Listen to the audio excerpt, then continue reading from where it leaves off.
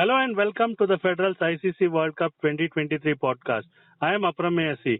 India ended their group stage with a perfect record, 9 wins in a row, with the latest success coming against the Netherlands on Sunday, November 12th in Bengaluru on Diwali day. India posted 410 for 4 thanks to centuries from KL Rahul and Shreyas Iyer and bowled out the opposition for 250 to register a 160-run victory.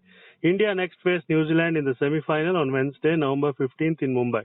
To discuss India's win and overall the group stage of the World Cup, senior cricket writer R Kaushik joins us from the M Chinnaswamy Stadium. Thanks, Kaushik, for talking to the Federal. Hi, Apu. Nice to be back. Thank you. Kaushik, how do you sum up India's dominant group stage performances, 9 wins, unbeaten throughout? Yeah, that's the word you used, Apu, dominant. It was completely dominant performance from a team that came into the tournament as one of the favorites. One was not really sure how they would shape up as the tournament went on because, as we have mentioned in the past as well, India is the only team that played its matches at 9 different venues, so that involved a lot of travel, that involved facing at home because the expectations are huge on the Indian team no matter where they play. But especially when they play at home, then those pressures get magnified a lot more. To be able to maintain their equilibrium, to be able to stay in their own space, to not get swayed by the pressure of expectations. And I'm sure that whenever they ran into people, whether it is in the airport, whether it is in the flights, I know they were in chartered flights, but they did spend quite a bit of time at the airport, be it in the hotel. There would have been, you must win the cup, you must win the cup.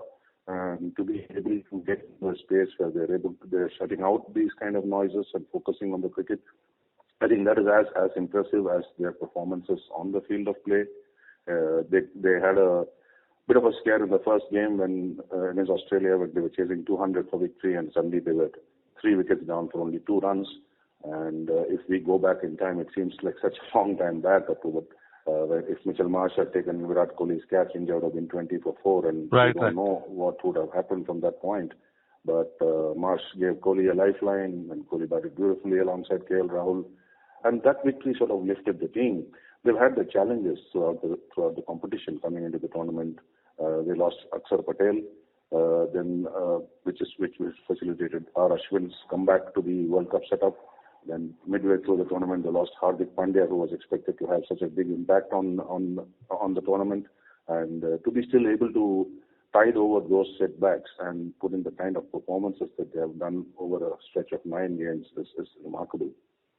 Could you tell us how was the atmosphere like in Bangalore, this dominant win against Netherlands and KL Rahul and Shreyas Iyer centuries? And we also saw Virat Kohli, Rohit Sharma, Surya Kumar Yadav and Shubman Gill rolling their arm over.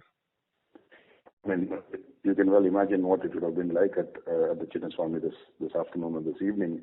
As has been the case everywhere, it was just draped in this huge sea of blue. The dominant jerseys that adorn the backs of the numbers that are on the backs of the public were number 18, which is what Virat Kohli wears, and number 45, which is what Rohit Sharma's number is. There were a few number 7s. Mahendra Singh Dhoni obviously is massive in Indian cricket, and it was nice to see people still remember and pay tribute to one of India's greatest captains at a time when public memory is short.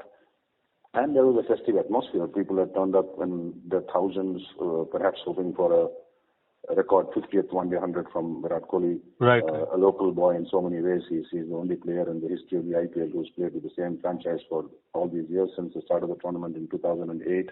And he's from Delhi, but Bangalore is home, away from home, probably his home in so many different ways. And the support for Kohli was overwhelming. There was disappointment for them in that Kohli sort of could not convert his half century into 100. But they must have been delighted that KL Rahul, a true blue son of the soil, came up with an outstanding innings, the fastest 100 by an Indian in World Cups. It was only a month back that Rohit Sharma had taken that record with a 63-ball 100 against Afghanistan in Delhi, and Rahul got there in 62 balls. 410 was a massive score. Shreyas Iyer has been threatening a big one all tournament long, and he came to the party as well.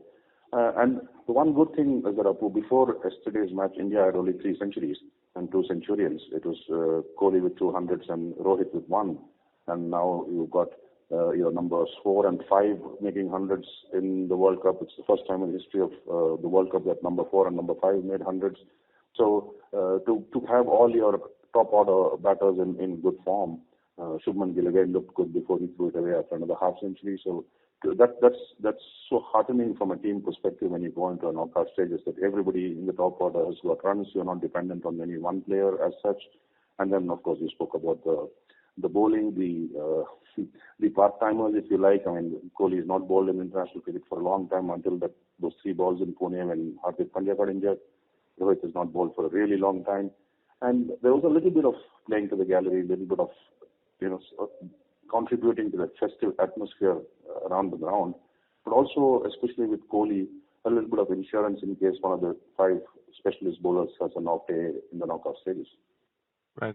Kaushik, looking ahead to the semi-final, India meet New Zealand in Mumbai on Wednesday.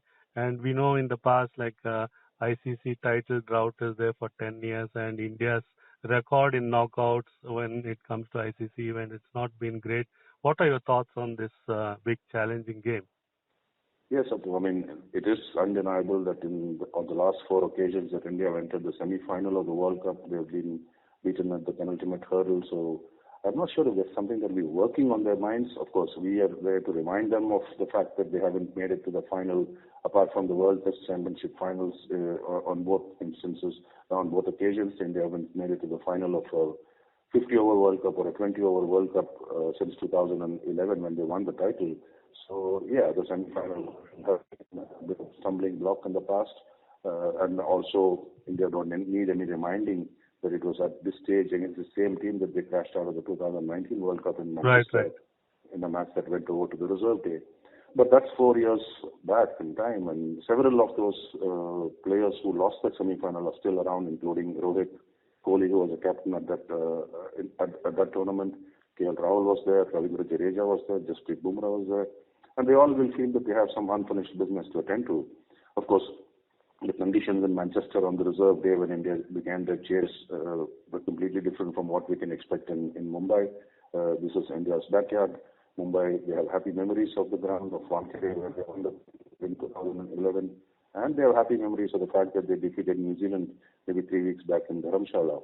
Right. So they will carry confidence, they will carry feel-good, they will carry a groundswell of support, and that counts for a huge deal in a match of this magnitude. And New Zealand will not be pushovers. They are a team that knows how to punch above their weight. Even in this tournament, after beginning with 4 wins, they lost 4 in a row and they were in danger of being knocked out. Then they found their inner mojo and defeated Sri Lanka in a must-win game.